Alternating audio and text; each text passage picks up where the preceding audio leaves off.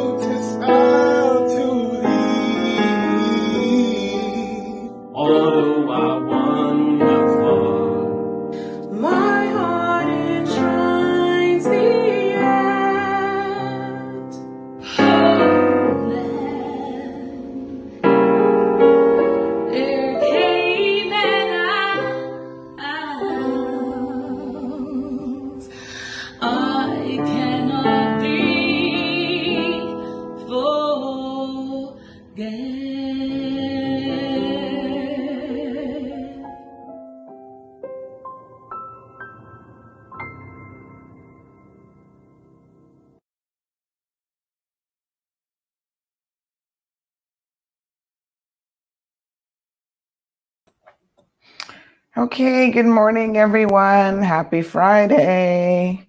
Good morning, MF. Thank you so much for tuning in on YouTube. Just a few people on YouTube today. Olivia is tuned in via Facebook. Thank you. And we've got Marshall from North Carolina saying happy Friday. How is everyone? I hope you guys are well. We don't have anything specific on the agenda today, so we're going to have a little bit of open mic, talk about some upcoming events for the holidays. In case you've got family, you'll definitely want to know about some of the things that are upcoming.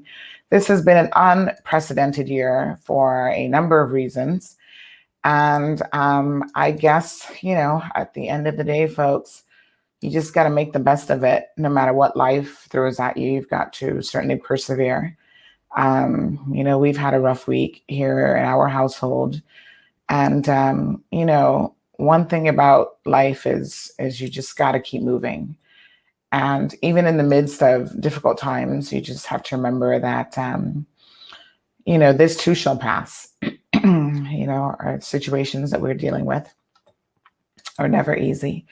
But this too shall pass. And you just have to hold on to the belief that better days are up ahead.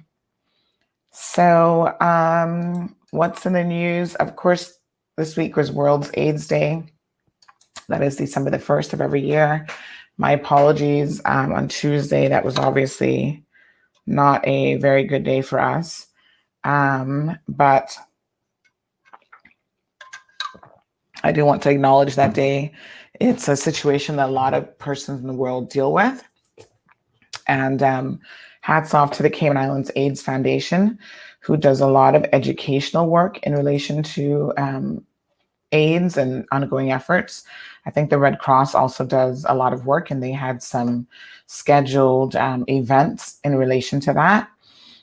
So, AIDS is very much, it's still something that people deal with on a daily basis. People still live with it. I think we almost kind of forget about that because,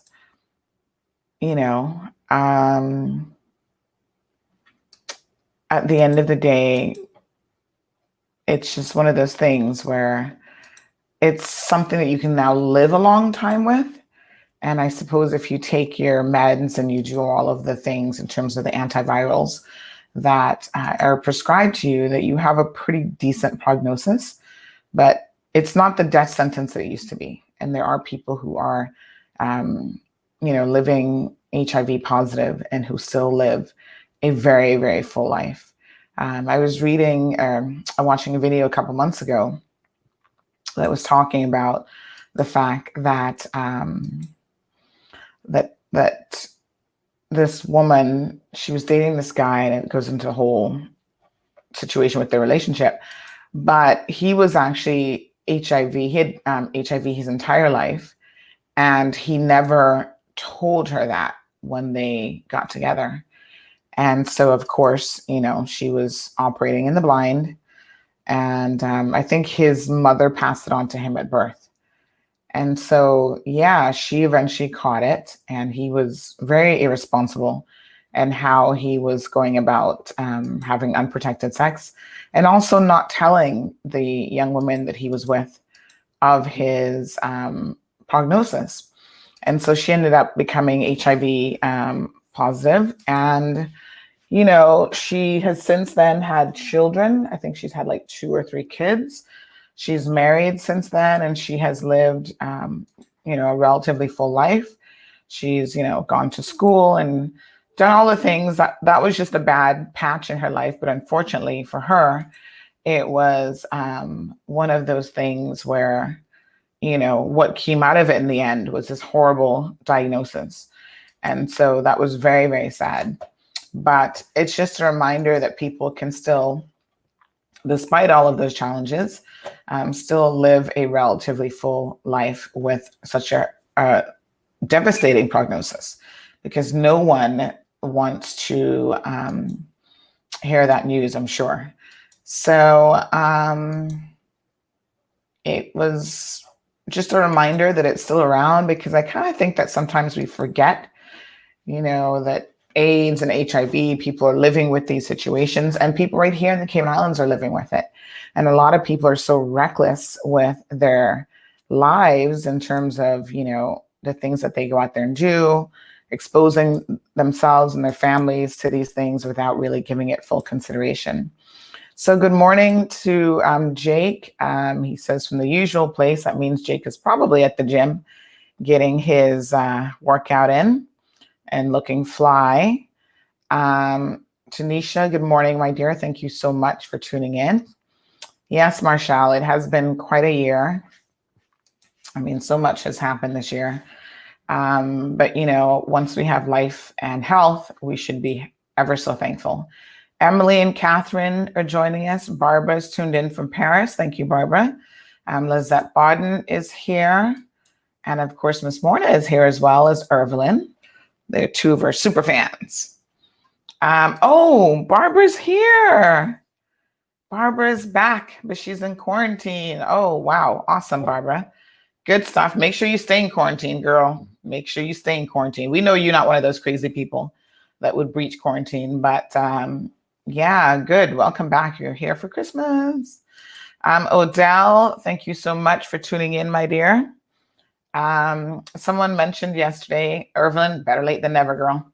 Someone mentioned yesterday how much they missed hearing Coco barking in the background during the show. And, sometimes I still hear her. It's so weird, right? When you're used to someone's presence, just constantly being there. And the thing with the dog is they are always there, when you're at home, whether it's them lying at your feet or hearing them snoring, because she used to snore. She wasn't a super loud snorer, but she would snore. And like getting up in the mornings, like she would get up first. And when you got up, she was there at the bedside. So there's so many little things about her that I absolutely miss. So yeah. So awesome, Tracy. Thank you for tuning in as well. I see that Melita is here also. Let me just see what else we've got. So I told you guys a few weeks ago now, I think it was a few weeks ago, about this crazy guy by the name of Courtney.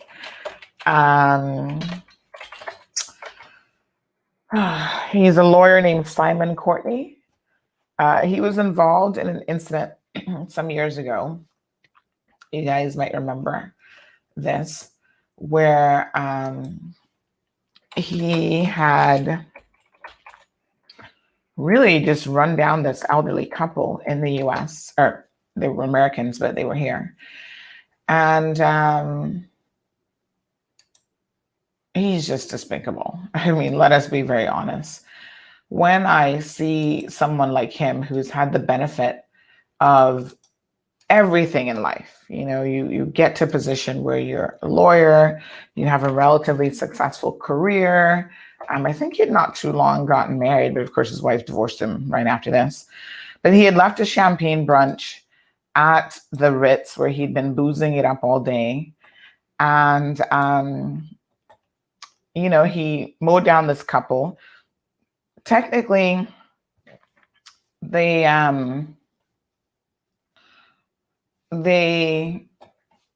didn't find him guilty of a DUI only because he left the scene of the accident. So it was impossible to tell, exactly what his, Melita, she was always scratching at the door. She was always making her presence be known. She'd be like, let me in right now.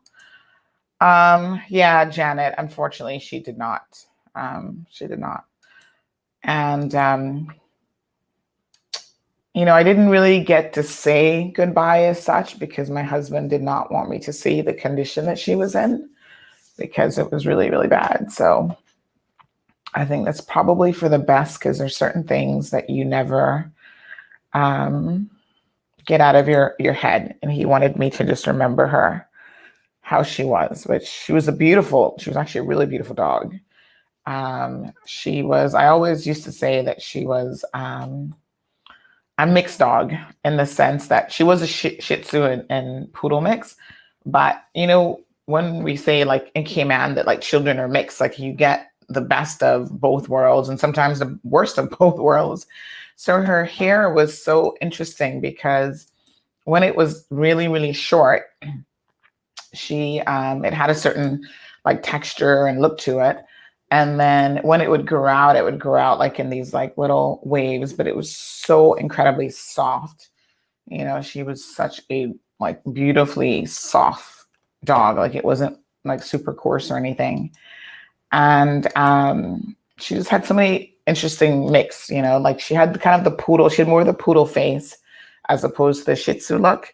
Because the Shih Tzu look is like a flatter nose and stuff, which I personally don't find attractive. So I thought Coco had the most beautiful face.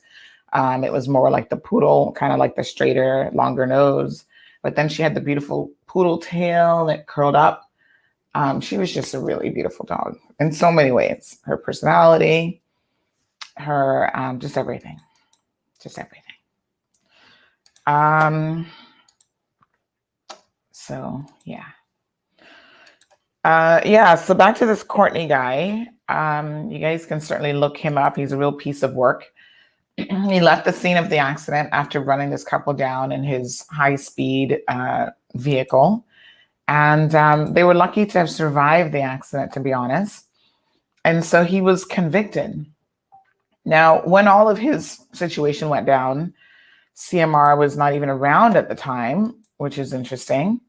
And so we did not report on it fully. And by the way, those of you who are still in traffic this morning, let me just give you this breaking announcement because unfortunately, if you're coming from the Eastern District, there's a traffic accident that will now slow you down a little bit. Give me 1 second. Let me just pull this up. This is not good. Okay, so close to the Hurley's roundabout, we've got this situation, which has just happened. It looks like maybe 2 or 3 cars. It's hard to say exactly from that photo, but possibly 2, because that one looks like it's smashed from behind. So it could be 2 or 3 vehicles involved in this particular collision. So please, folks, be ever so careful. I got to tell you, day before yesterday, I was involved in a little, it didn't cause any damage, but I actually tipped someone's, I touched their bumper because, again, not paying attention as I should have been. And I was having a conversation about, I think, what was going on with Coco, and I was just really upset. And I took my eye off the road for a second, which is all that it takes. And next thing I felt the impact of whoop, right into the car in front of me. Luckily, there was no damage done. I think it was just my, I wasn't going at high speed or anything because we were at a standstill and I had pressed the accelerator to move forward a little bit. But yes, we've all got to have our P's and Q's and everything else about us when we're on the roadway, because it can happen, anywhere and to anyone. So you just got to be careful and just make sure that you're paying attention to these things. So, yep, this looks like somebody ran into someone. Again, probably just wasn't looking in that split second. And if you put your foot on that gas and you're not looking, you know what the end result is going to be. Thank you, Janet. Mitzi, good morning. Thank you so much. Mr. Walton, thank you as usual for tuning in. Joanne says that I have a retriever poodle mix. His coat is gorgeous. So sorry for your loss. They are part of our family. Absolutely. And Joanne, I've never understood why or how people can have dogs that they don't treat like family. I think that is just so incredibly peculiar to me. It is just really weird. So yeah, for sure, she was definitely an integral part of my family. Even before I had my daughter, she was my first baby, and gosh, I treated her like a baby in so many ways. She used to hate when I'd put clothes on her. And I used to love dressing her up when she was younger, especially. And she didn't really like it. You could tell. She was like, why are you putting this on me? She would kind of stiffen up a little bit like, ugh. But she tolerated it. And then after I was like, let's not annoy Coco with the clothes. So in more recent years, and then she also put on a few pounds over the years. So it was a little bit more challenging to find outfits that actually, although she was still a small dog, like a lot of her initial outfits, she wasn't as slim and trim as she was initially. So, but yeah, she was the sweetest thing. And we have so many, while I'm talking about Coco, I can't help but share some of the awesome memories. There's so many. This is when she first met our daughter, when we brought her home from the hospital. As you guys know, my daughter was a preemie and she was in the hospital for a month.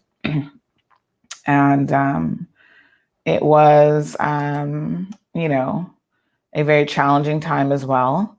But when we got home, man, to have a dog, which we had read all the books about, integration of when you've got a dog at home and then bringing a baby into that environment and all the things that you should do. And I just had to tell you that it was so easy with Coco because she was just such an amazing dog. She never, she never showed any aggression. She was just amazing. Like, I can't even tell you how fantastic she was from day one. And there's a video that I have of her. I'll have to find it to really, I mean, I know you guys don't need to know how awesome Coco was, but she really was awesome. And there's a video that I have of her the first time that Gigi was kind of even recognizing that she was there and kind of like pulling on her hair. And, the most amazing thing is, of course, Coco's like, Irks, what is this pulling on me? Why is this thing pulling my hair? And she kind of moved, but she didn't respond in like an aggressive manner or anything. And that's just the kind of dog that she was. And of course, yesterday, Facebook has a way of being so cruel sometimes. Facebook reminded me of a memory 3 years ago where we were doing a photo shoot. I think that would have been Gianna's second photo shoot. So here we are. 3 years ago, I had all my makeup done, and there was Coco going with me for the family Christmas pictures. So yes, I don't think we did any pictures last year for some reason, but no official pictures, I should say. But Coco was always included in that. So in this case, I think my husband and my daughter drove separately, and then I had to go do makeup and whatever, and I took Coco with me. So lo and behold, yesterday was that particular anniversary, and it popped up on my Facebook memories on my screen. And you can see she was just such a happy dog. Oh my God. In this picture, she had a bit of a shorter cut. But there's so many pictures. I can't begin to tell you, pictures and videos. And, I'm so thankful that in this day and age, we can have those memories. So, we can just, oh my gosh, so many memories. It's so easy to take those photos with our smartphones and with our cameras. And we always found Coco to be such an amazing dog in our lives. And she was always doing funny stuff. And, when I had my office at Pasadena Place, I would take her to town all the time. She'd go to work with me. So a lot of days, she was right there at work. And anytime she'd see a chicken go by, of course, she'd bark because she always found chickens to be of particular interest. Here's her at work with me one day at Pasadena Place. And she was a smart dog. She was very astute and very tuned in to her surroundings and what was going on. And I know I told you guys the story about her somehow managing to jump up on the washing machine. And I don't know how many of you guys believe this story, but look at this. From the ground. I do not know how this dog, she was always an amazing jumper, which meant that even in the kitchen, we could not leave stuff on the kitchen cupboard, like on the countertop, because if it was food, Coco would pull the food down and eat it. And she was always getting in trouble for trying to go through the garbage and stuff. But look at this. She somehow managed to jump up on the laundry. And we came home one day, because when we moved into the house we're in now, we would restrain her to the laundry room sometimes because she was starting to, I don't know if it was just because it was so much space for her to run around in or whatever, but she was starting to have little potty accidents. And so we would put her potty pad down and leave her in the room. And there's lots of room here. This room is quite a good size. And so, so one day we come home and she's like, I remember it was August, because the reason why I remember it so well is we'd gone to a girl's party that shares, I'm an August baby, as you guys know, my daughter and I, this young lady has a birthday in August as well. So she invited us to, I don't think it was her birthday. I think it was her housewarming party. But anyway, we went to a party at her house, and we were there. And when we came back, we knew that there was a centipede issue before we left, because we saw a bunch of baby centipedes and we're like, oh my God, there was a lot of them. And we thought we killed them all. But when we came back, Coco was like, you missed a few. And so there she is, jumping up on top of you know, uh, on top of the laundry. So yeah, she would do the funniest things like that. She would really she was just so amazing. So, of course, all of my favorite moments are definitely with her and my daughter. Look at this one of the two of them in the, that looks like they're in the office. And she's just, yeah, that's right underneath my feet. The two of them always seem to manage to get under my feet when I'm doing work in the office. And yeah, there are pictures of me when I was pregnant and Coco was there. The whole 9 yards. You know, there was a lady who actually did a portrait of Coco, which we already had framed and on the wall, because on our family wall of photos, of course, Coco is included in that. And so I'm so thankful that I have that memory, that I have that. But, you know, Coco lived a good life because we believed in having her enjoy herself. So we took her, she was well socialized. She liked to bark at other dogs when she would see them, but in terms of like, she would never, you know, be aggressive towards other dogs. And if she was, I shouldn't say never, because dogs are dogs, right? If she was, we certainly knew how to immediately curtail that behavior. So there's a photo here of her at Cayman Bay. Check this out. Enjoying life at Cayman Bay. She often went to the beach. She wasn't too crazy about the ocean per se, but she was one of those dogs that definitely didn't mind water. So, you know, a lot of dogs are like, oh, they're so posh, they're not getting wet. That was not her. She did not mind rain. She did not mind getting wet at all. And this is one of my favorite all-time photos of her. This is the look in terms of like her hair and everything. She's kind of medium trim at this point.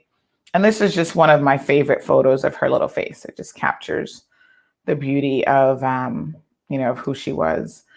But yeah, she would like jump on everything. She was just very much into, you know, she was always there. Always, always there. So we have tons of footage of her doing the most bizarre things. Some are super funny. But I'm so grateful that we have so many memories of her, you know. This would have to be, oh my gosh, I need to check the date on this photo, because I'm pretty sure this would have been this next one that I'm looking at, really when I first got her. Let me just show you this one. You can tell she's got that very cute puppy look. Yeah, this might have been, gosh, I'm trying to remember where that was. I think that might have been like, wow. I don't even know where that was, to be honest, but that might have been when I first got her. So lots of amazing pictures of her. I totally have to find, oh yeah, here's the one with her and the baby. This one was, let me see if I can, let me see. This one was actually, this is the one I was just telling you about. This is that memory of her and Gigi kind of interacting like for the first time. So Gianna was on the bed, and of course Coco did not want to be left out. And I was always so careful, just because I had my daughter, not to like forget Coco, because I think a lot of times this happens when you have a new baby. obviously that baby takes up a lot of your attention and your time, and you kind of forget about the first babies, right? And so I never, certainly never wanted that to happen with Coco. And I tried to be as inclusive as possible with her. I'm just trying to see how to, you guys would find this video interesting. Let me see if I'm trying to figure out how to download it actually.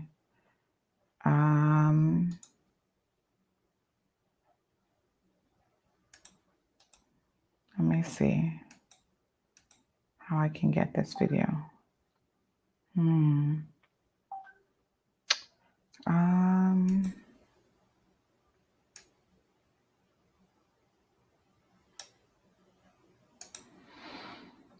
So lots of awesome memories for sure.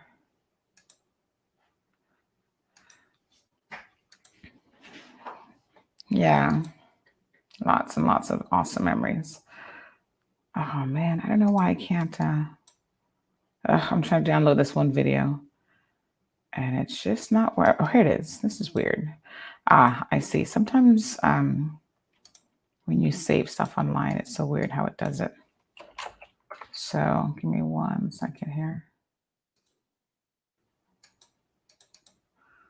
Okay, check out this video. This is Gigi and Coco on the bed, and Gigi would have just been a couple months old at this point. And so this was the two of them kind of interacting. Oh, that's not the full, that's a shorter one, but there's one where Gigi kind of pulls on Coco a little bit, and Coco jumps up, but her temperament was so good. Of course, I was right there. That, it wasn't an issue, but it was just like, okay, don't pull on Coco too hard now. We have to teach our kids boundaries with our animals and stuff. But the two of them were just like amazing together. And you know what? There were definitely times that Gigi got on Coco's nerves, without a doubt. And yeah, Coco was always like, okay, maybe you need to back it up a little bit, but we were always there to try to teach try to teach her daughter respect for Coco, because that's what you got to do. Aliano reminds us about the shuttle service in Georgetown. Thank you so much for the reminder. So of course, I'm kind of all over the place today. I'm very much aware. Actually, let me complete a thought today. My brain is just so scattered because I want to bring up and remind you guys about the routes for that. So let's finish off talking about Simon the Jackass, which, by the way, I think I will make him Jackass of the Day, because I do have to put this story up. And yes, he will be Jackass of the Day. I'll do the story later on. But the short of it is he's suing every single media house in the Cayman Islands for his own actions, and because media just reported on it. So CMR didn't report on it at the time because we were actually not around when all of this went down. He served jail time for the situation. He appealed and lost his appeal. And so we actually did an article in 2019, in April of 2019, basically saying that he was deported. So the title of our article was Hit and Run Lawyer Deported. And so I think he forgot, or he never saw our article. And so he kind of added us to the lawsuit. To me, so Encompass, Cayman News Service, iNews, Cayman 20, like everybody. He's suing everybody.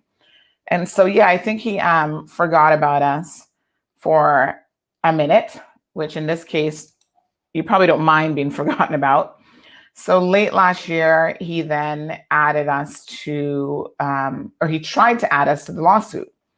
And so at first he tried to add us without serving, like doing proper service. And this is all kind of legal stuff. But basically, I didn't even know that we were getting pulled into this situation.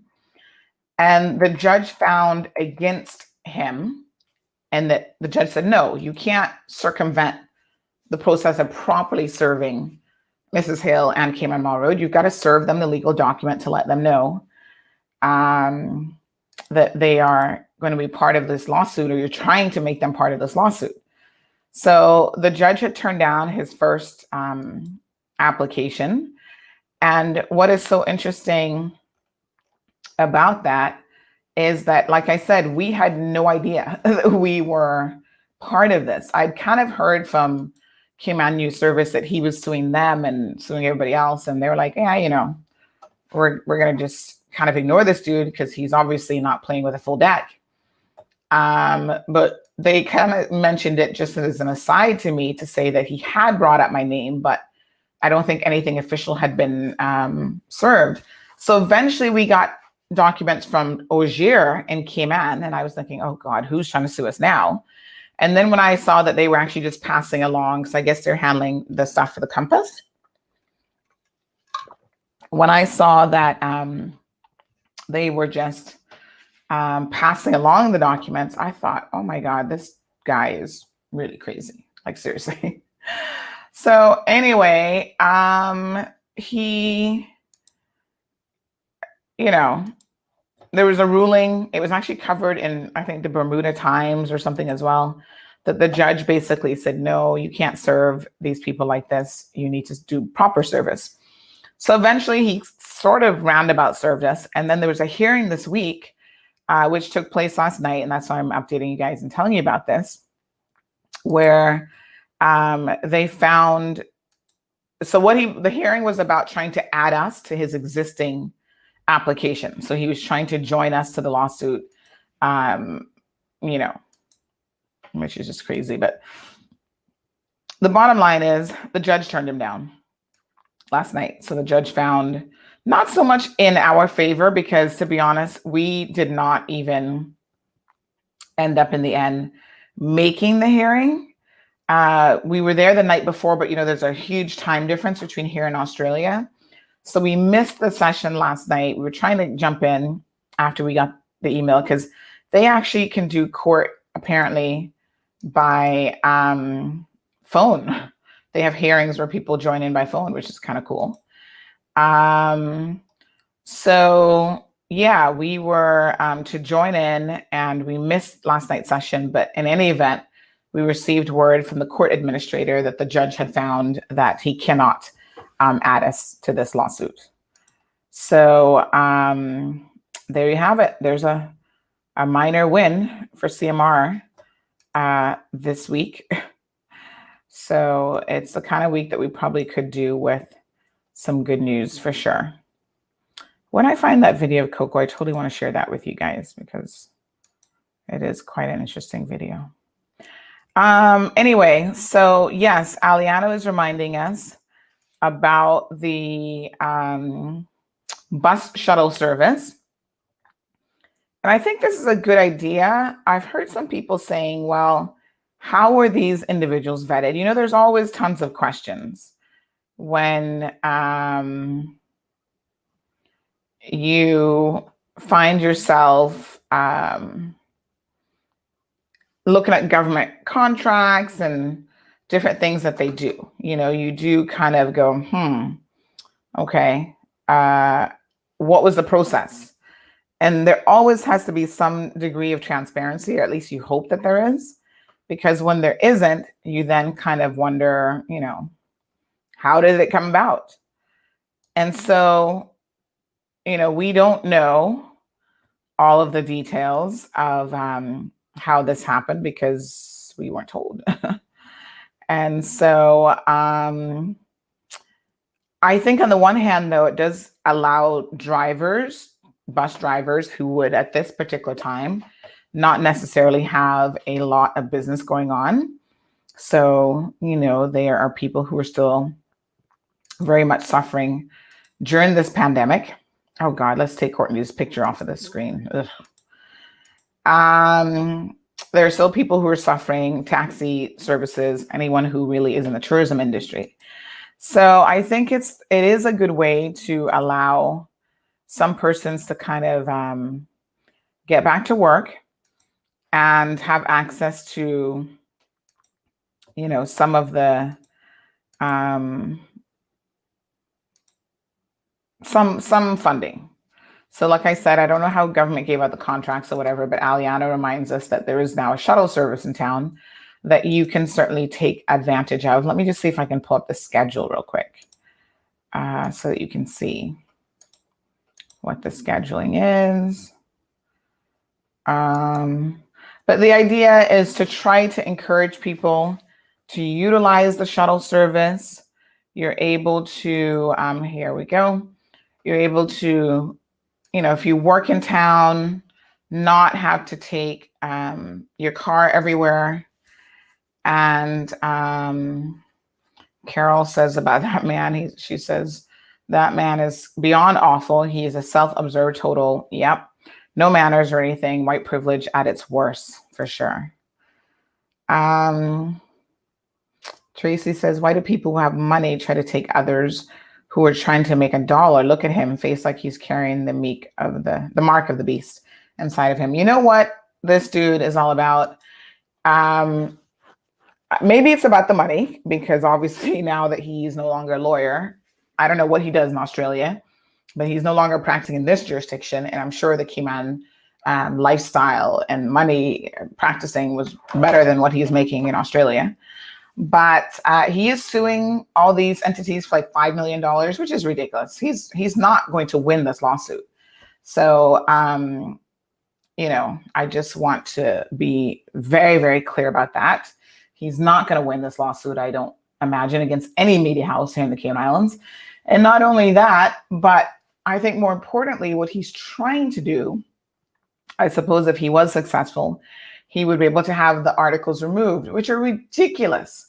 Media is permitted and allowed to report on court proceedings. I mean, obviously you have to do it in as objective a manner as possible and report the facts of what transpired. Now, you guys know that we do a live podcast show. So in case you missed it last night, we were talking about McKeeva Bush. That show, which is this show, it's not just about fact reporting. It is also very much an opinion piece. So yes, I express my opinion on this program, and we talk about, it is an opportunity for us to have a dialogue where you are actively involved. And I wish more of you would actually call in so you can join in on the camera. I think you don't always necessarily have to show your face. There's a way for you to hide your camera, but yeah, call in sometimes, because I'd love to hear what you guys have to say. I think it's going to take a minute for that aspect of the show to kind of like really catch on. But is Cindy watching? Because Cindy's the type of person she would join in. But yeah, this dude is just like ridiculous. He is just next level ridiculous. So I think he wants to have the internet scrubbed from reporting on this article so that when people Google his name, it's the sort of situation where you don't see what he's been up to. And that's not going to happen, because these were factual stories. And I can tell you at the time, I think at the Compass, the reporting would have been done by Miss Carol, was that her name, who passed away? She'd worked at the Compass forever covering court news, and she was actually very, very good at her job. And, by all accounts, she was meticulous with providing the details. Now, I got to tell you that whenever I cover court stuff, morning, Debbie, I try to be meticulous. But being meticulous sometimes means that the story gets so long.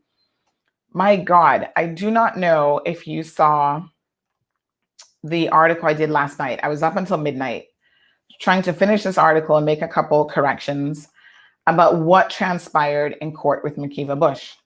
Folks, this article, thank God that we now have the feature where it'll read the article to you. So if you want to hear all the details but don't necessarily want to read it, just click on that little button in the story and it'll read it to you, because this is really a long story.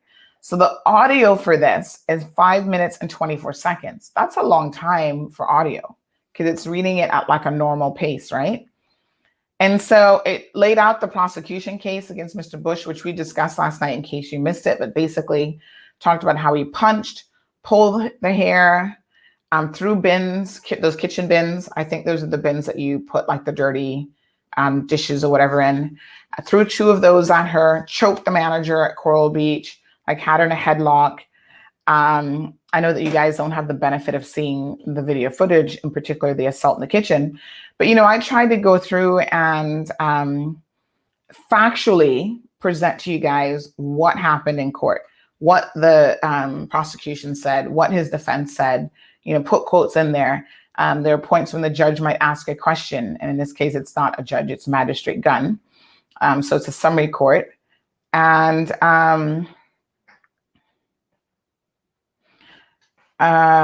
like even now that I'm like revisiting it, I'm like, oh, did I mention it was a summary court?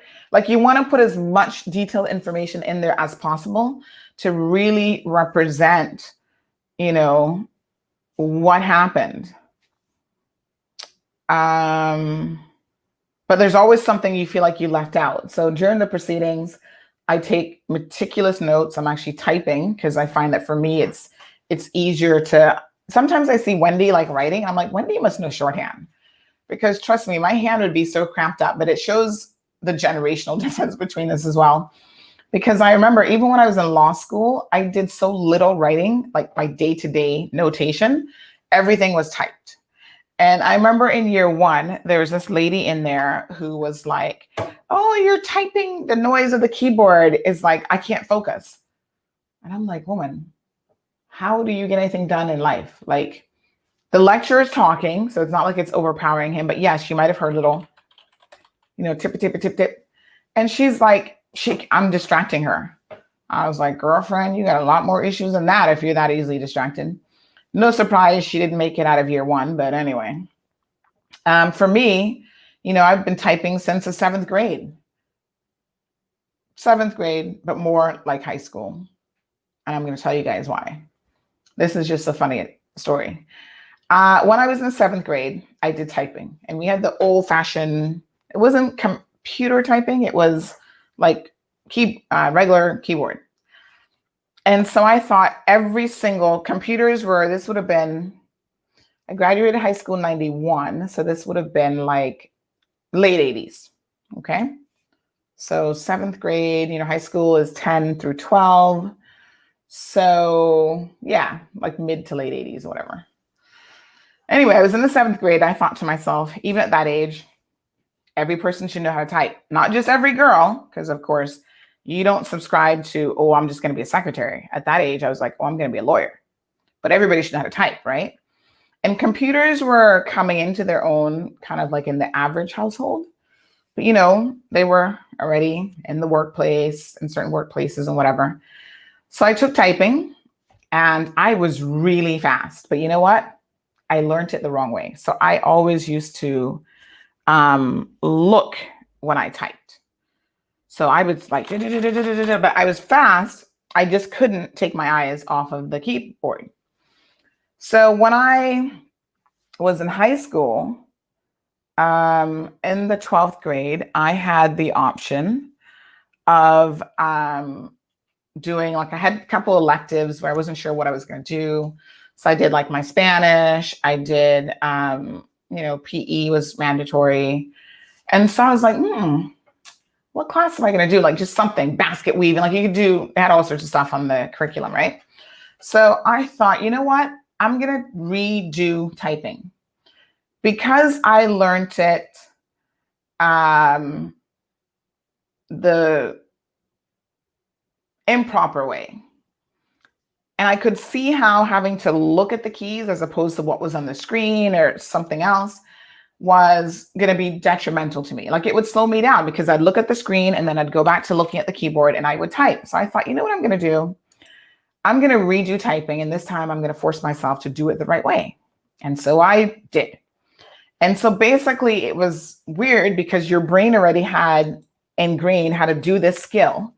But because I'd learned it the wrong way, I had to retrain my brain basically.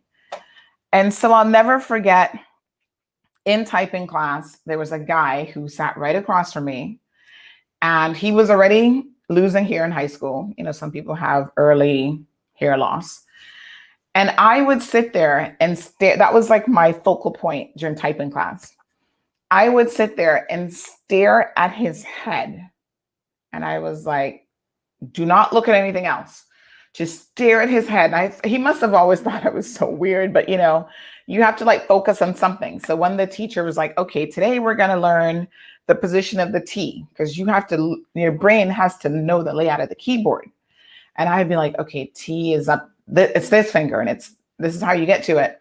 And so I'd be watching her, but then at the same time, like when we were doing our practicing exercises where maybe she was talking to us and we were typing, I would just stare at his little premature bald head the whole time during typing class.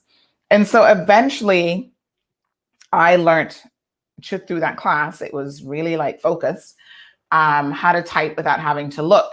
Now, I got to be honest with you. I don't use like the number pads a lot. So normally when I have to insert numbers, I do kind of look down for those, or like even the numbers up at the top, like I don't use a whole lot of numbers, so that whenever I do that, that slows me down. But I'm actually very fast, probably in the 80, what is it what's the typing thing? It's not miles per hour, but 80 words per minute, miles per hour. So yeah, so, you know, when I go to court, I take either my iPad or I take the laptop, and I type out my notes, and I try to be, you know, really meticulous. So yesterday, the acoustics in courtroom 5 are really, really poor. Listen, I could tell you guys so many ways that the courthouse could be improved technology-wise, but that's a whole other situation. But yeah, the acoustics are really poor, and I'm sitting where the media sits is right under like a vent, an AC vent that is always making a lot of noise. So I actually had to move kind of closer to, had this been a jury trial, where the jury would have been seated to actually hear what was being said. And unfortunately, there's a couple times that the magistrate had to remind the lawyers to speak up because people tend to drop their voices and they're not very loud. So prosecution was Patrick Moran. As you guys know, he is the director of director of the prosecution's office, public prosecution office of what's it called? OPP, the Office of Public Prosecutions or whatever. But he's a director, so he's the one who handled this case. And I imagine nobody else probably wanted to handle it because of the political fallout. So good for him, he handled it. And then Michael Alberga was the QC, the attorney for Mr. Bush. And so there was a lot of things that were said, and you know, you try to get quotes in there. Sometimes I feel like what I need to do, and I'm the type of person who would totally do this, is hook up, you know, you can do text to speech to text. And there's a feature in Microsoft Word, actually, which, by the way, remind me next week we need to do Tech Thursday, because I keep forgetting about Tech Thursday. We haven't done it in a little bit. But there's a feature in Microsoft Word that if you turn that on, it will dictate, just type out every single thing that it's heard. But in court, I don't necessarily want to do that, because then when I go back to write a story, it makes it that much more challenging to write it, because I have to reread. It's a transcript is what it's going to create for me. And that might be good in terms of getting everything verbatim, but it also is going to be problematic because sometimes it doesn't quite pick up, you know, if somebody has an accent or whatever, it might get a word wrong, but it doesn't always pick up on the, like there's only certain things that I need to highlight. So I'm like taking notes, but I can't say everything, you know. The proceedings yesterday, they were all day long. So had I tried to transcribe that for you guys, you wouldn't read it, first of all. And even this story that I did last night, I feel like it's really long for a story, but I was trying to be as accurate as possible. So I just saw a typo, by the way, in the story. Let me fix that real quick. I went back in it because it was so late when I was writing it. I did review it last night, and I did so on the iPad. So I feel like I probably have a couple typos in it. But yeah, it is quite a shocking case. Yeah,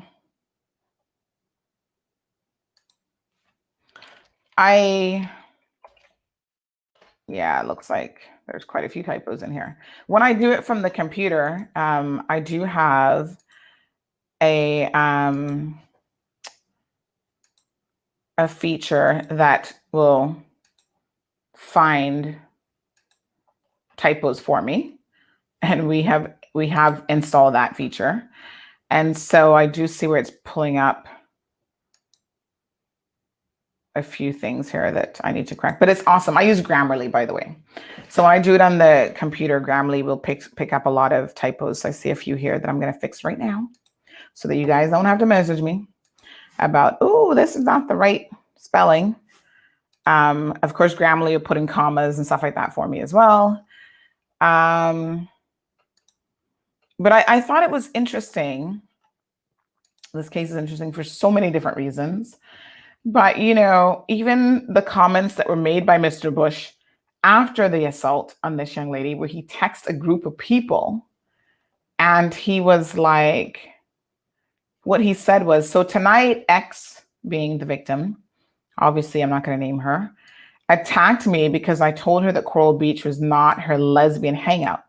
The mother effer lesbian kicked me in the side, is what he said to them sometime after in his text messages. And there was no video evidence or anybody else saying that that's actually what transpired.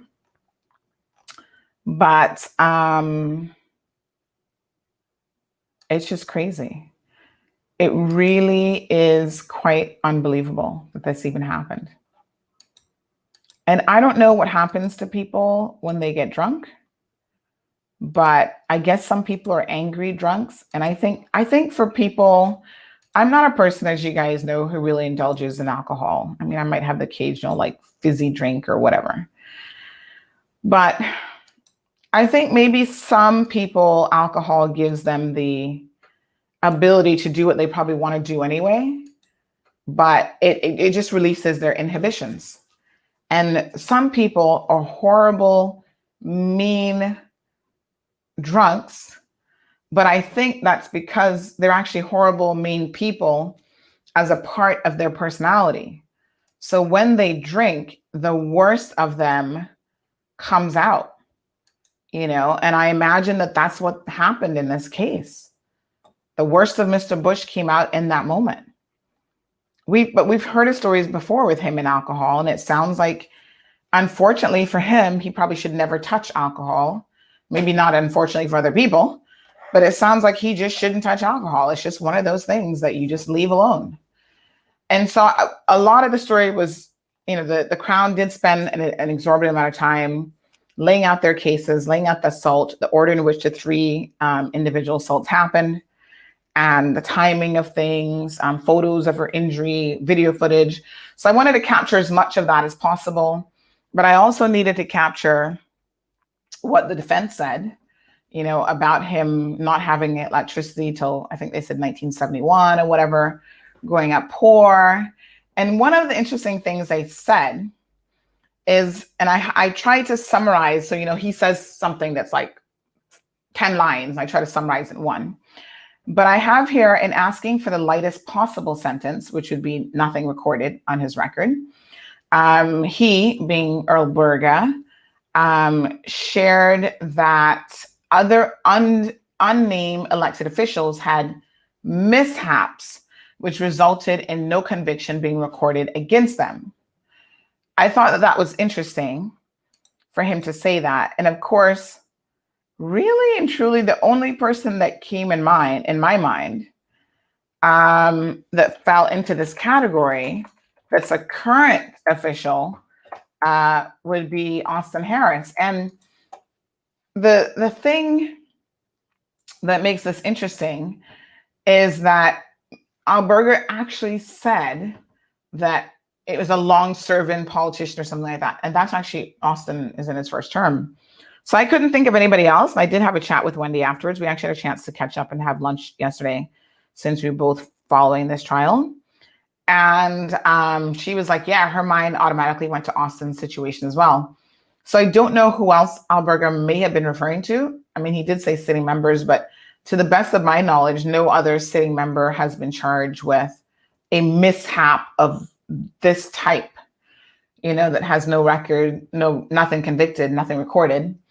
Obviously Kenneth Bryan had, but the charges in relation to Kenneth Bryan were not of this nature at all. So there you have it, before Christmas. Good morning, Nancy. Renwick, hey buddy, how you doing? So good to see you. We will we'll have to see what the outcome is. So we'll keep you guys updated. I mean, it's not like he's going to be going to jail.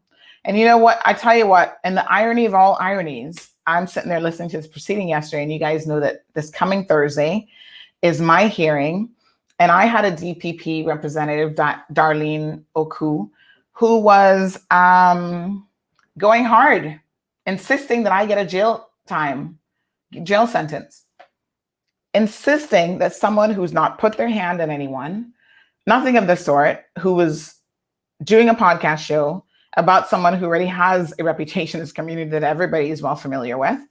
But they said that amounted to harassment, insisting that I go to jail.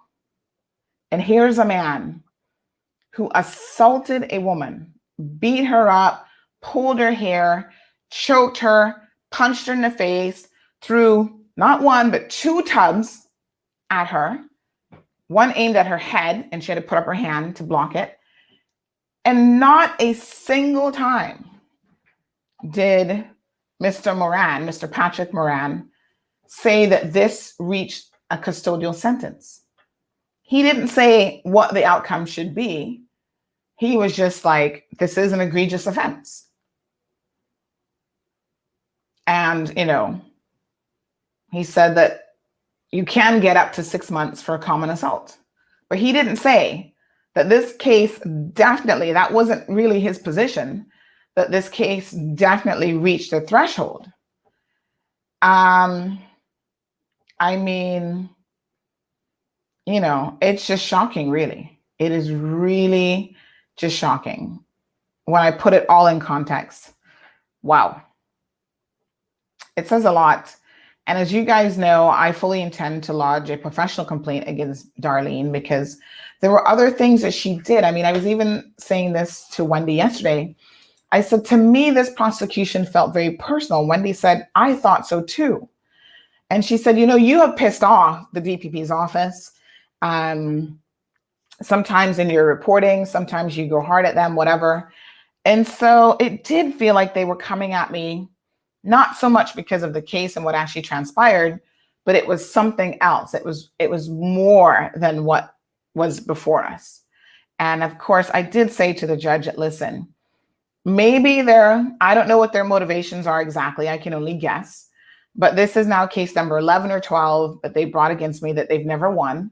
So maybe they're just pissed off even about that. They're like, we're going to get this bitch one way or the other, and so they're trying to elevate this to like a capital murder case when in fact, it wasn't anything like that. So I don't know. Next week, Thursday, folks, we will know my fate. And of course, we will definitely be the ones, as you always know, we always try to be the first ones to update you in terms of what's going on. But yeah, I don't think Mr. Bush is going to jail, girl. Jalissa, he ain't going to jail. He's going to get a fine. They'll have to pay the victim's expenses. Jalissa, you're so funny. She says, make him buy those man cigarettes, credit, and DVDs because he's going to buy kindness and favor. Shah, he might be the best, well taken care of prisoner if he did go to jail, but I know he's not going to jail. And it's so funny because DVDs are still very much a thing.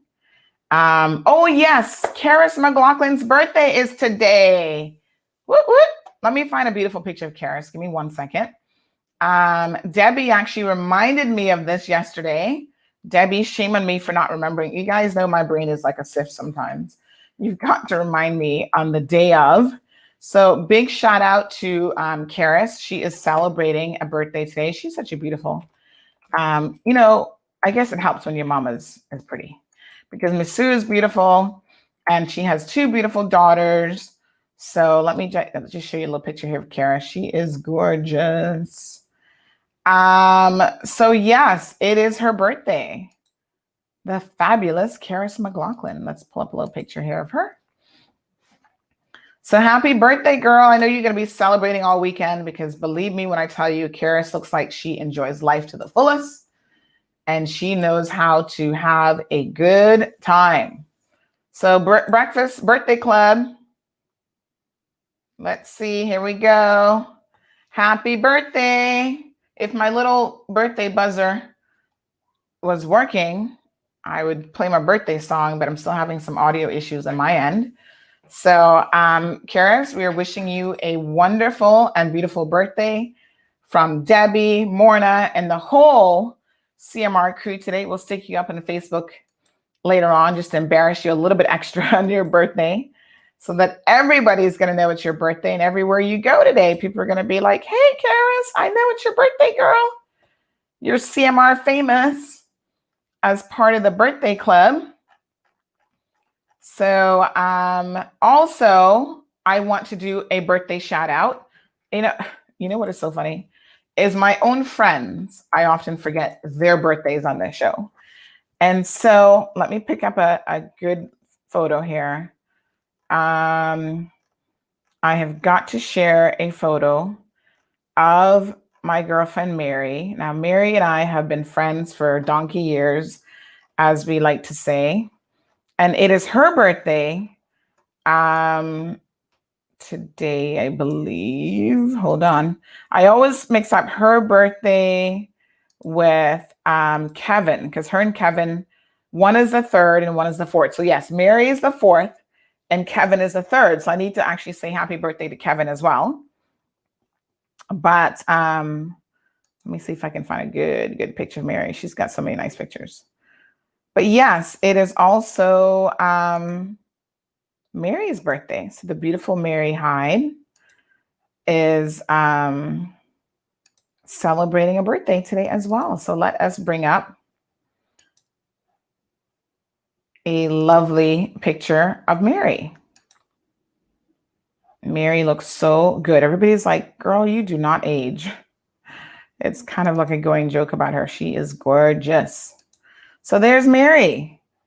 And it's Mary's birthday as well. So Mary has 2 daughters and she's a grandmother. Doesn't she look fabulous? So yes, happy birthday to Mary. Happy belated birthday to, I'm trying to find a picture of Mary and I. Oh my gosh, we've had so many over the years. Mary and I go way back, over 20 years, girl. I remember when I first met Mary, her youngest daughter, Chanel, was just like 8, 9 months old. She was just a baby. And she was the cutest little baby ever. And I used to love picking her up. But child, can I tell you, I wasn't used to handling babies back in those days. And so the funny thing is, I picked her up one day and I was like, oh my gosh, I think my back just went out. And I guess she was, I don't think she was extra chunky as a baby, but you know, she wasn't extra light either. So I was like, oh, Mary, take this baby back, girl. My back can't handle it. So this is the OGs. This is a picture we did some years ago at Cayman Bay. This is me, Angie, Vicky, and Mary. And at some point, we all, back in the day, worked together at, I don't know if Angie ever worked at Maples, actually. I'm trying to remember if Angie ever worked at Maples with us. But when I was at Maples, Mary started. And like I said, this has been over 20 years ago now. And Mary and I worked at reception together. I was a law school student at the time. And Mary had just come from immigration. And then she's since moved on to bigger things at Maples. But yeah, we have shared so many memories together. And Mary is an amazing friend, an amazing person. And so I want to wish her an absolutely wonderful birthday as well. And of course, it's also Kevin Dawkins' birthday. So let me just do a quick shout out to Kevin as well. Let me just see, where is Kevin? Kevin is so fabulous. And yeah, Kevin, let me just see if I can find Kevin.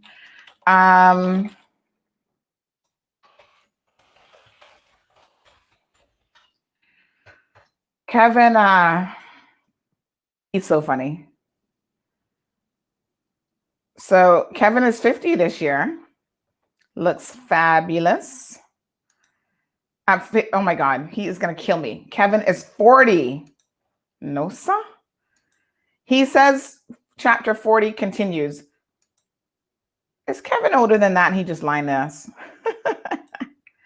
No, whew, Kevin lives a fabulous life.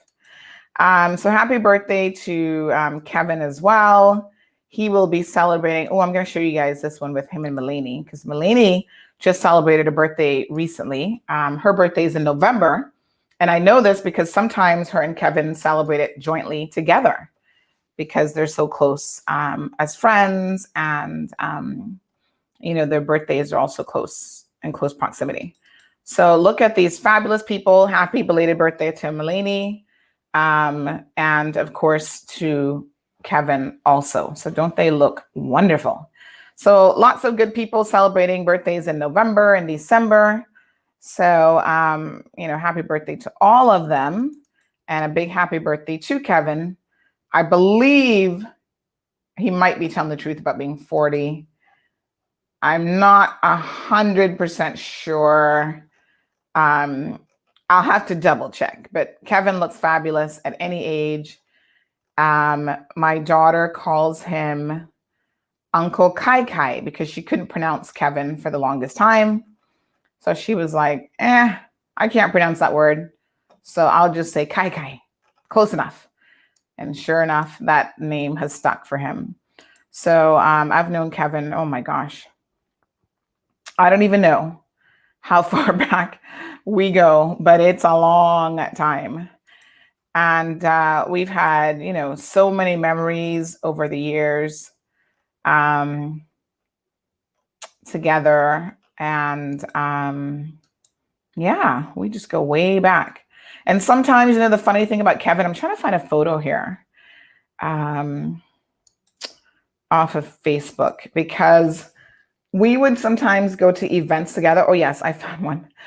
And we would actually accidentally dress alike. So we'd wear the same colors. And as you guys know, Kevin is very fashion forward. I am not that fashion forward. But Kevin is. And so whenever we'd show up coordinated colors, we would have a good laugh about it. So here we are at some fundraising function at, I think that was Grand Ole House. And he would be like, oh my gosh, you're wearing red, I'm wearing red. People must have thought we were a couple or something. I don't even know. But it was kind of funny anytime that would happen. It happened on a couple of different occasions where literally we would show up, wearing the same thing or looking very much the same. And so there you have it. Kevin is fabulous. He's on the Miss Cayman committee. He works for a local bank, and he lives a very full and fabulous life. So happy birthday, Kevin. Happy birthday, Melanie. Happy birthday, Karis, and everybody else that's celebrating a birthday. Mary, of course. Let me just check my birthday list because I often forget to do that. But yeah, lots of wonderful people celebrating birthdays in December. I always feel like December people, especially as you get closer to Christmas, you kind of miss out a little bit on, some of the presents and stuff like that. But you know what? You guys are almost as fabulous as August babies. Almost. You're close. So yeah. All right, let's get back to the conversation at hand. Thank you so much, Debbie. Yes, Sue, your beautiful daughter. Good morning, Alice. I saw a few of you joined in late this morning. No problem. As I say, better late than never. Toshi, good morning, my friend. How are you? I love the hair, by the way, in that picture. Oh, Toshi, girl. That outfit might get you a new husband if you don't have one already. Yes, Sue. Awesome. We will definitely put that up. All right, folks. If you're interested and you're in town, there is a bus route free of charge. The government is paying for it, as we say. Nothing is free. But, we pay for it somewhere along the line. But I think this is a good idea. So it says, leave your car. We'll get you there. And I did see one of the buses the other day. And so they will get you there. They can take you. Line 1 covers like CNB, government admin building, Pastor Place, credit union, Shedden Road area, Mary Street. So the thing is, where do you park? Like, I haven't really quite understood where you park. But anyway, they've got two lines. Line 2 is behind immigration, Works, Tower Building, the Old Scotia Bank, RBC, Guy Harvey's. So I think what the suggestion is you park in one place, and then if you have to go to multiple locations, you can just hop on and off the bus, and it's going to get you there. I like the idea, but I think what would work even better is if we actually had a situation where there was less traffic in town. So this will help if people are actually using it. But I find that a lot of people, will be hesitant to use it because they don't want to jump on a bus and then sit in traffic. But it's like a catch-22 situation. The only way we're going to alleviate traffic is if we actually utilize this service. Does that make any sense? Yeah. So, yes.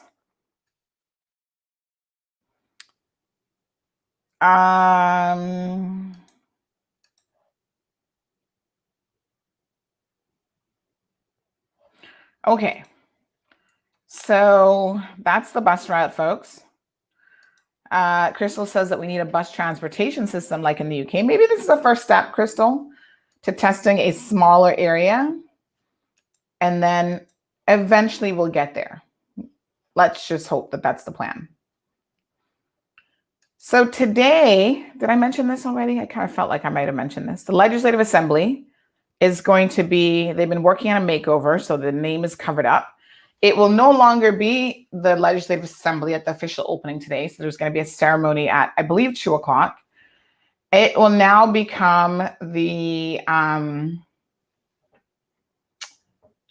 it will now become Parliament, and our MLAs, members of the Legislative Assembly, will become MPs at this sitting. And so there is going to be a little bit of a ceremony today. We will be there, folks, to cover it for you here at Cayman Mall Road. You know, we do our best, really, to bring you every little thing that's happening in this community. You know, on Wednesday, I think it was Wednesday, I was in court, and this lady, I was actually leaving court to go back to my car. And this lady stopped me and she said, oh my gosh, she said, Miss Sandra, I get to see you in person.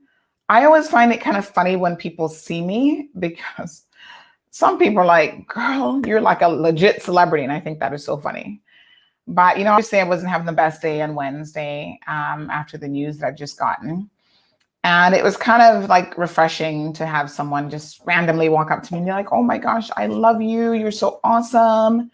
You know, don't pay attention to any negativity because so many of us appreciate the fact that you keep us in the loop on everything. And then she like right there started giving me like concrete examples like, oh, the other day, like this happened. And I wouldn't have known that had it not been for you. And I was in the area. And so I was able to, you know, re-divert myself from where I was. And it's just really awesome and refreshing to hear that you guys do enjoy the news and, you know, all of the information that we bring to you. So listen, there's a couple of things that went viral this week. We're going to talk about those because, of course, one of the things that makes us different from traditional media in Cayman is we do watch the social media space very closely. And so we always know what's going on social media. And you know what? A lot of the stories in this country start with discussions on social media, or you see a post, and then it kind of goes from there. So there's good reason why you want to keep the pulse on the social media community.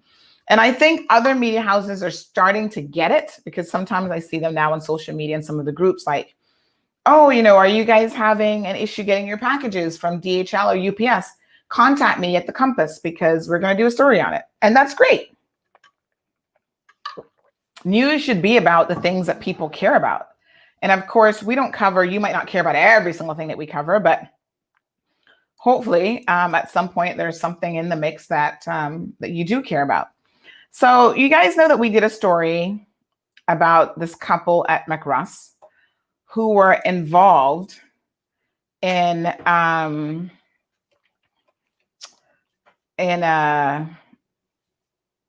they were involved in a bit of a theft situation. And it's crazy because what they ended up doing was they grabbed, or the gentleman in the video grabbed a bag from out of someone's car. And you know, criminals are not the brightest all the time. They are stupid, they are dumb. And so what they did was they actually went into McRuss. They stole stuff in the store, which McRuss caught on CCTV footage. And then on their way out, that clearly wasn't enough for them. And they turned around and the gentleman put his hand in this woman's handbag and stole from the handbag as well. My God. These people are ridiculous, honestly. So here's the not so bright couple. Of course, you know, when we put it on CMR, they are readily identified in terms of who they are. So yesterday, someone sent me something from the young lady in question. Apparently, she actually used to work at McRuss. Talk about having some balls. And so she proceeded. These were the photos that we had. And then people sent us other photos later on. And to be honest, I would actually have to check and see if we had actually put up any other photos of her. Let me just do this real quick in case you missed the story. So this was this is November 27th. So last week. And the title of this one, last week, Friday, the story went up.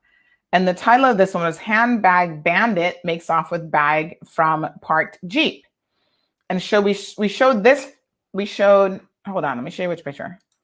We showed this picture and then the video of the incident showing him putting his hand in the bag, now in the car to take out the bag. So let me put the link here in case you missed the story. And I'm also going to see where the video is to see if I can pull that up. I'm pretty sure that we shared the video on this program as well. So like I said, thieves are not always super bright. They do things that are stupid, that defy logic. And I guess maybe in the moment they get caught up in just being a thief. And so, yes, they're going to grab the handbag. They're going to run with the handbag. They're going to do all these things that really does not make them look good. So this handbag bandit, this was caught on video. And I'm just trying to see if I can actually find it and bring it up here for you guys.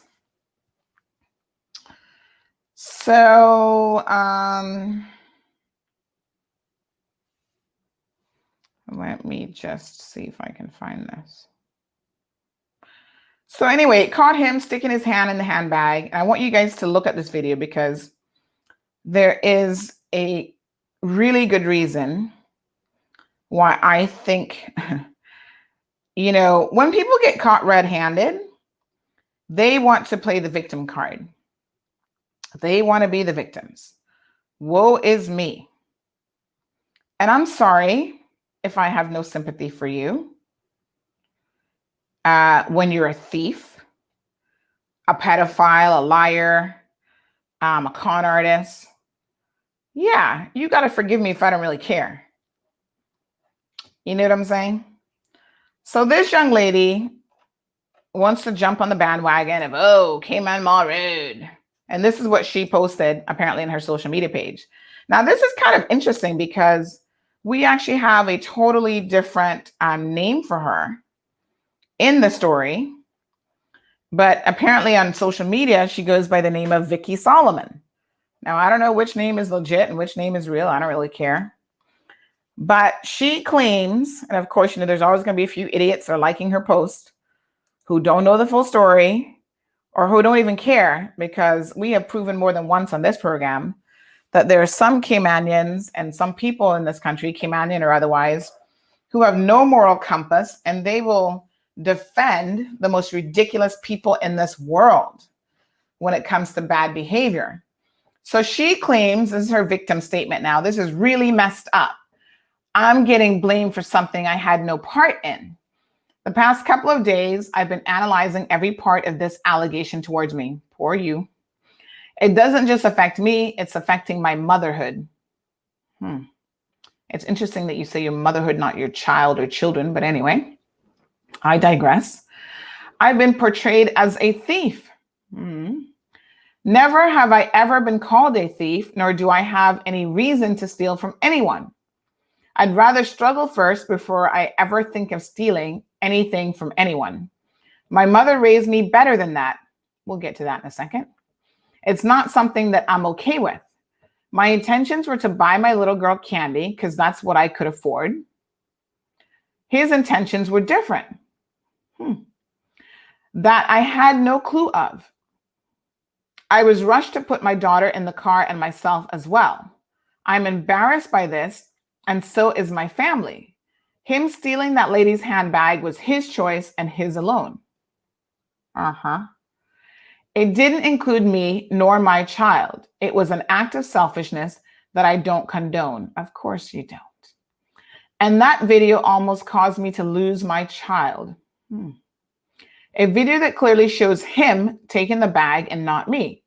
I cursed him every bad word in history to give the lady back her belongings, and that he finally did. Really? You mean after the video went up? Because the only reason we would put the story because the woman still didn't have her stuff. Like, seriously? Anyway, I'll be suing McRoss and Sandra Malroad for releasing my photo with my daughter in it, false accusations, and destroying my image. I will not sit down and watch my future go down the drain for this. This was wrong. Young lady, let me address you the only way that I know how to on this program, which is the cold, hard truth. And I don't know who you are. And I suspect you probably don't know anything about me or who I am either. But let me give you a word of advice. Get your life together, girl. Let us review the video, just in case you have any doubts about what transpired.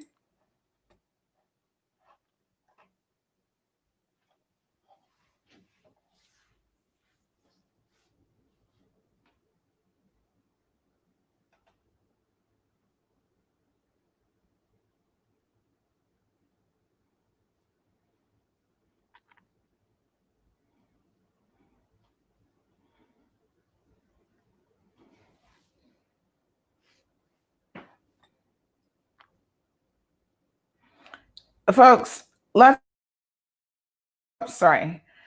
watch it one more time, because I want you to tell me who was rushing her to get in the vehicle after she witnessed someone steal a handbag. Let's watch it again.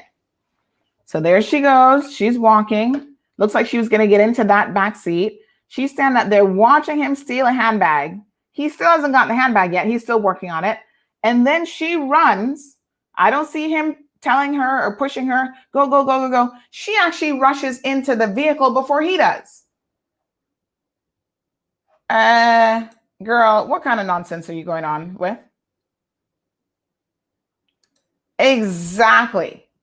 Nobody was rushed. Listen, girlfriend, Vicky, whoever the hell you are. This man was stealing in the store. And we have that video footage as well. Let's assume that she didn't know that he was stealing in the store. Because normally what happens is these people work as a team. So they go in. She probably worked at McRoss. She thinks she knows where all the cameras are at. Oh, you can go down this aisle. There's no camera there. She doesn't know McRoss has upgraded the camera system. You can steal down this aisle, whatever. And these thieves work together. Now, let me address one thing. She's a liar, first of all, which normally thieves and liars go hand in hand. Because at no point did we actually say that she stole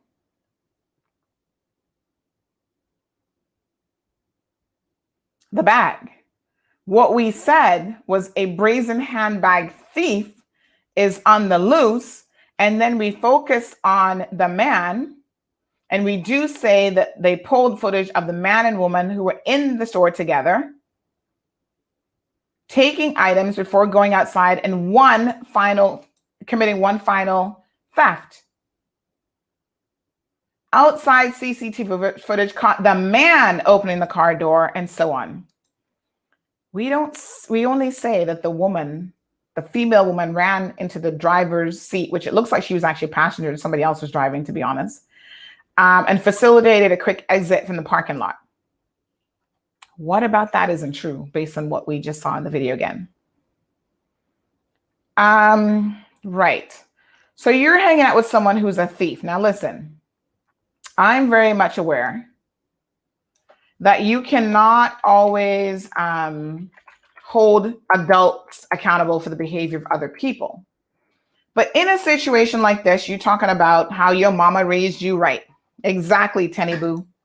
If your mama raised you right, believe me when I tell you, your mama, your instincts, when you saw someone do that, because I'm sure we've all been in a situation where in the moment, someone has done something wrong, even if you just, oh my God, you're scared and you run in that moment, you go, a block up? No, take this fucking handbag back. Let's just be honest.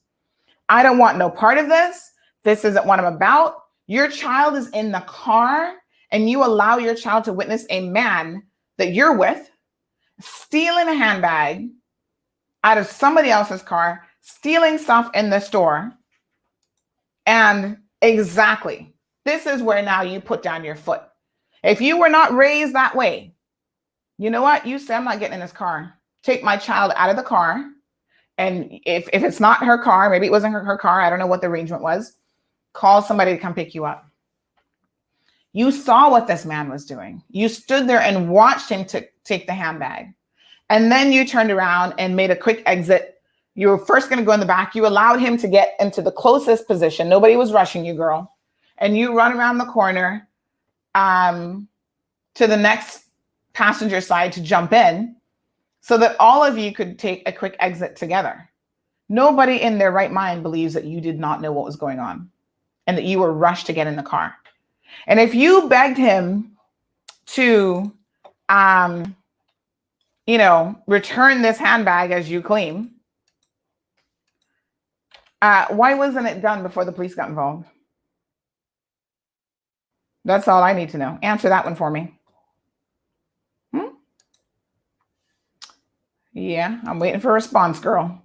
Vicky, come better than that. You can sue Cayman Mall Road all you want. You'll be like another Simon jackass of the day. Lawsuit ain't going nowhere. The person who contacted us about this situation didn't get their handbag back.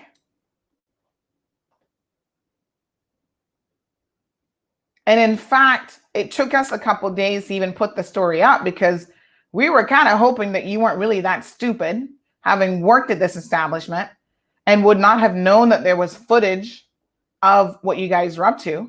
And there's more footage, by the way, Vicky. When the police contact you, they'll get you sorted out. And so what you should have done is you should have had the handbag returned to the store, to the police station, whatever. That wasn't done. So don't come to me with your cockamamie story about suing us as though that's supposed to make me quiver in my boots. I don't care. You thieves, child molesters, liars, whatever category you fall in, you have to understand that I don't have any respect for you.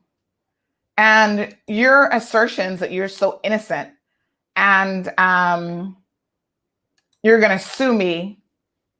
Really? Do I look like I'm bothered? Sue me. It'll be like the thieves that came out of Bay. Oh, I'm going to call my lawyer. Call your lawyer. Speed dial 911 to God. Did you guys see the video, by the way? This was kind of a funny video, speaking of social media happenings. So I'm going to dismiss you from class, girl, because you failed with a big F with that post, that social media post. The truth of the matter is, you need to just get your life together. You're a mother. I don't know how many children you have, but this is a piss poor example that you are setting for your children, and you should be wanting to do better. Oh, this called in your motherhood in question. Girl, you should be embarrassed. Shut up. You should really be embarrassed to even be posting such nonsense like that. And the few foolish people that liked your posts, which probably gave you some in your head, some confirmation that somehow you are doing the right thing. No, child, no. You gotta do better. I don't even know what to say about idiots like you, but that's exactly what you are. And I feel no compunction about calling you that because you ain't got no sense. Big shout out to Andre Espute and his wife. He posted the funniest video or picture yesterday of his wife, Sasha. Now, I know Sasha must be getting sick of him sometimes because Andre looked like he loves to take a picture. And so he posted poor Sasha having lunch yesterday. And it was kind of a funny picture. Let me see if I can pull it up.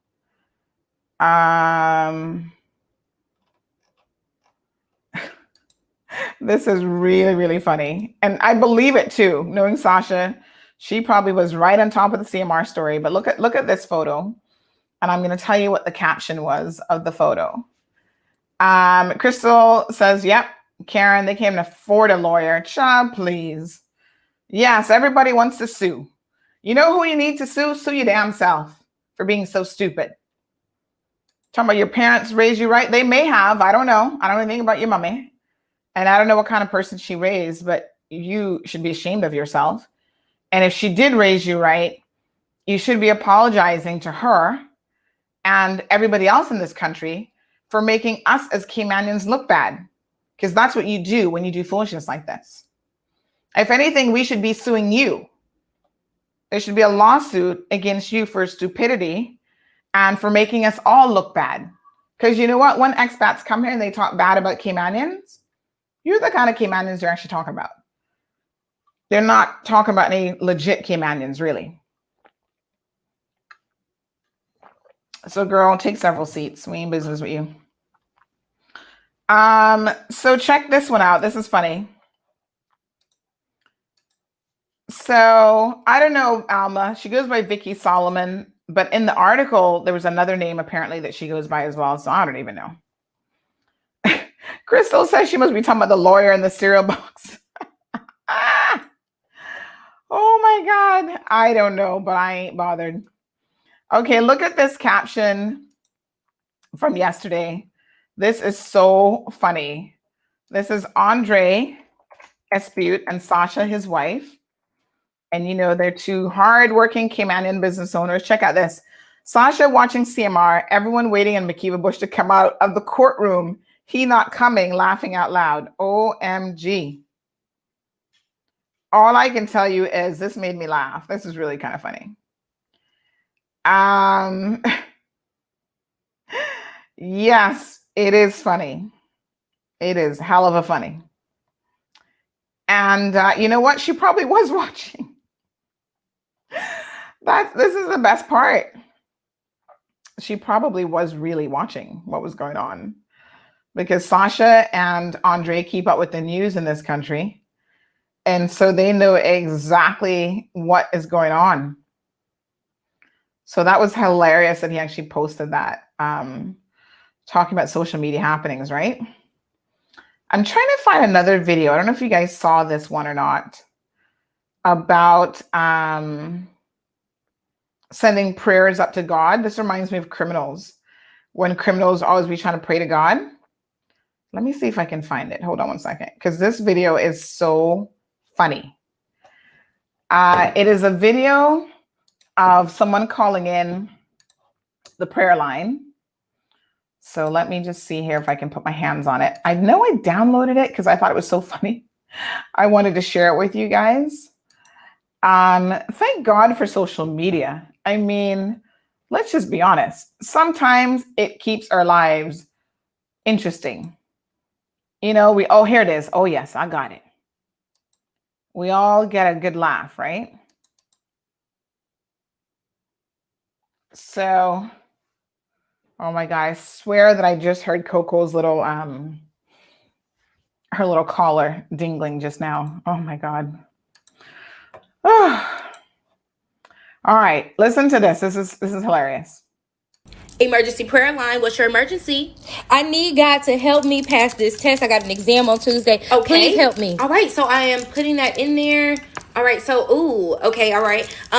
You went and partied on Thursday. You also attended the Q party on Friday night, and then it's showing here that you went to the Alpha party as well. Okay. Did you wear a mask? Okay, none of my business. All right. So, I'm looking here and it's showing it on Sunday. You did not make it to church as well. So today, here we are. All right. And you need an emergency prayer. Here we go. All right. So I'm going to give you 2 Timothy 2:15 to put into your soul. I'm going to elevate this request on up. Now, please be aware that it may not go higher. It may just go a little bit higher, but we pray that you do pass your test. And next time I'm going to need you to steady and sit your butt down. Yes, girl, sit your butt down. So this is how people always operate, right? They rely on a miracle from God and they're praying about everything, but they ain't doing the right thing that they need to be doing in life. Don't expect any miracles, folks. In life, God has given us common sense. He's given you the ability to get up every day in good health, get a job. There's nothing wrong with you lazy people, except laziness. You can go out there and get a job. You don't have to steal from people. So there are more than, there's things that you can do. Now, let me show you another handbag that has gone missing. That was stolen out of someone's house, actually. And I'm going to put this up. I've been meaning to do a story on it, but so much stuff has been going on that I have not yet had an opportunity to put this story up for this lady who's had her bag stolen. And again, another Caymanian woman, I'm sure she's a mother, because that's one thing that they seem to know how to do is to have children, out and about stealing from people. Yes, Marshall, it was funny, but at the same time, it's the kind of thing where people actually do that all the time. They don't do what they're supposed to do. And then when stuff happens, they're going to pray to God. Oh, God, please help me. Don't make me go to jail. Let me, and it's like, what did you do to prevent this from happening? AKA don't steal from people. So here's another one. This handbag was purchased, has sentimental value from the Louis Vuitton store, I think actually in Paris. So this is the legit, this ain't no knockoff Louis handbag.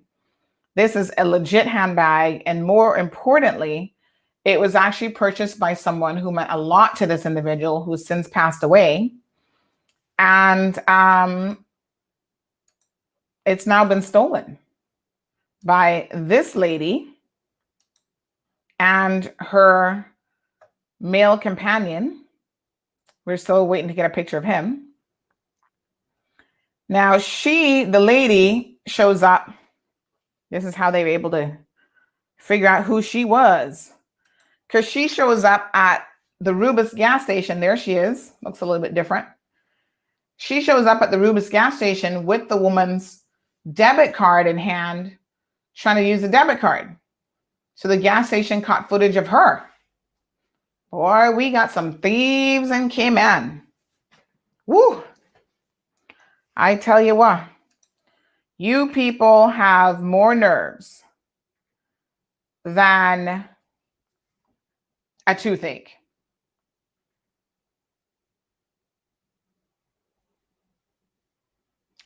So please, if you know this woman, the police know who she is. She stole this $3,000 handbag that was stolen by an apartment by her and her baby father. Another winner. The burglary occurred the week of, I got the initial message on the 20th. It occurred that week before. Then she turned around and used the complainant's credit card at various locations. Thank God for CCTV footage. Because she was caught on CCTV footage stealing or trying to use the credit card at the Rubis gas station. Wow. Bold people. Bold. You people are bold. Crystal says, God doesn't listen or answer an empty plea. You can read about it in Job 35:13. Stop embarrassing yourselves. Stop embarrassing this country. Stop embarrassing us. You're talking about you'd rather beg. Clearly, you're not out there begging. You people are out there stealing. Get your hot mess of a life together. There are people who work too hard in this country to be subjected to this kind of ridiculous behavior. You go on jobs and you steal. You know, you walk up by somebody's car and you got your sticky fingers in their car. Somebody should chop your hand off. It's absolutely ridiculous. Stop it. Okay? So we'll be putting her up a little bit later on. If you've seen this handbag, because chances are she'll probably try to sell it and pawn it off to someone. Because this is a very unique bag, and I can assure you that there's probably nobody else in Cayman that has this exact edition of this bag.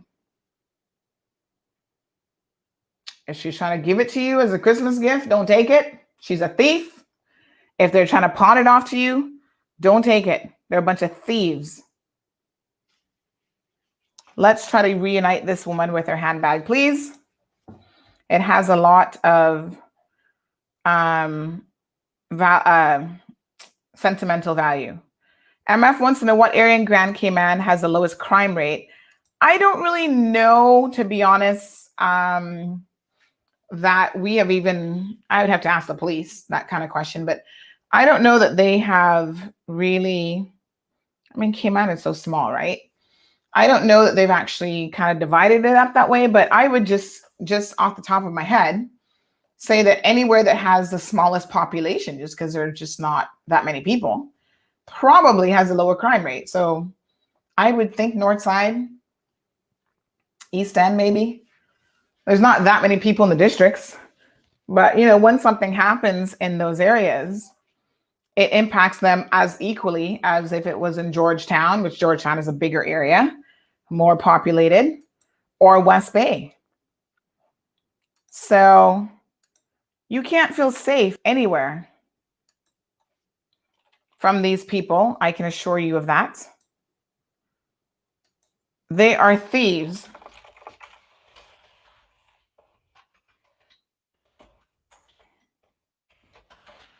Of the highest level.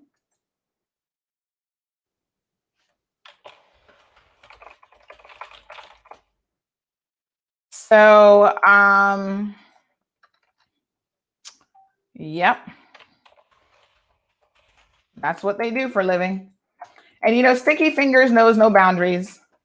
It doesn't really make a difference where you live. These people seem to find you. Anyway, a couple weekend events. There's an upcoming marathon this weekend. It's the Intertrust Marathon. This is probably the biggest marathon event on island. So folks, please check it out. They do the half marathon, the marathon. I think there's a couple like other relay races or whatever in between. So check that event out. The Pedro Castle is also having an event this weekend. So they are doing a Christmas, let me tell you what their event is called, and that's on Sunday. So it's Christmas at the Castle. So Santa's going to be there, and you can do photos with Santa, the children. They're going to have a concert lineup. So there's several groups that are going to be performing. They always have food on display. So there are vendors who will be there selling as well. And the Red Bay Church Choir, which they are amazing, they will also be performing also. And I think they're gonna have a raffle and different sponsors for various components of the event. So check it out, folks. We have it on our community calendar. Christmas at the Castle. They had it last year, and I believe that last year may have been the first year because I went last year. It was well attended. It was a beautiful event. It's outdoors. Normally this time of year, you know, the Christmas breeze has kicked in. And so there are a lot of, you know, fun things to be had at this event. So please check our community calendar. When you go on the website, it is actually on the right-hand side of the website. And, you know, Pedro does a lot of wonderful events every year. And this is one of those events that is a great event to attend. Last year, we had visitors here, our family from the UK, and we took them to the event and they loved it. They absolutely loved it. The singing was beautiful. The food was good. It was just a good time to be had. So that's coming up on this Sunday. So again, check the community calendar. We put lots of things in the community calendar. And then I try to remember to actually share them on our social media platforms as well for your benefit. All right, folks, I think that's all she wrote. So today there's some stuff going on at the LA. I'm going to try to get out there. There's that case that has started. Remember the Indian guy, I think he's from Sri Lanka, that was murdered at Bananas. And there's a couple brothers, the Parchment brothers, and then another young man with Cayman Bratt connections. The trial has begun. And so although we were kind of overtaken yesterday by what was happening with Makeva Bush, we are keeping an eye on that situation as well. So we will certainly do so with a view to updating you guys. Okay, sounds good. Miracle Brokers is just confirming they wanted to wish everyone a happy and Merry Christmas. And they're confirming that the shipment for the Philippines is now full to capacity. The container's full. They had 10 spaces left as of this week, and they are now full. So that shipment is now heading to the Philippines so that hopefully people can get that shipment as quickly as possible, hopefully right in time for Christmas. So again, Miracle Brokers, shout out to them for the great job that they do getting our goods all over the world, right here to the Cayman Islands and beyond. So also a big shout out to Roque. You guys know that that's one of my companies. If you're looking for streaming solutions, do give Roque a dingle and we can show you what's available, how to save money, and how to, what we say in the industry, cut the cord. So cut the cord from traditional cable, which can be very expensive and doesn't always give you the options that you want, but Roque has got you covered. And this makes a wonderful Christmas gift. So you're saying I can ask this cat any question? The cat is connected to the computer. You just type in the question, it will read his mind. There the answer comes.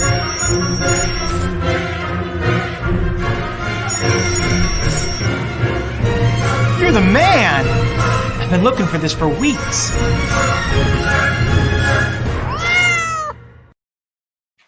There you go. Send us a WhatsApp message, 926-1213. We got you covered for Christmas. And Christmas is right around the corner, good folks. It's going to be here before you know it. Contact Refresh if you are looking to pick 3 or pick 5 or do individual services to get your house looking fresh just in time for the Christmas holidays. And we're going to have some fun stuff coming up. I'm hoping that we can do some raffles and a few other things as we head into the Christmas season. MF, have a beautiful day. Sonia, thank you so much for that. And Morna, Crystal, Karen, Miss Sue, Miss Alma, everybody that tuned in this morning, I wish you guys a wonderful, wonderful day. Please be safe over the weekend. Stay tuned to CMR as we bring you all of the latest news and happenings right here as it happens. We don't want you to miss a beat. And you guys do enjoy the rest of your weekend.